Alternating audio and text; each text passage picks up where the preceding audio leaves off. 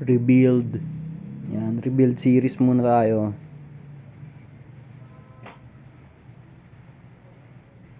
Kalat. Puro pyesa.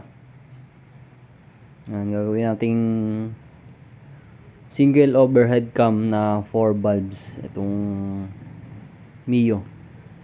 So, galing siya ng Koso dock na 4 valves. Gagawin natin siya ngayon single overhead cams. Yan. Biniyak ko yung makina kasi papalitan ko ng crankshell. Ayan, 5BB pa rin. Itong kabila 5BB rin to. Ayun yung lumang crankshell nya. Yan, makikita nyo pingas yung taas. Yan dito, ayan. So, pinopost ko sa Facebook yung pag-rebuild nito sa Facebook page.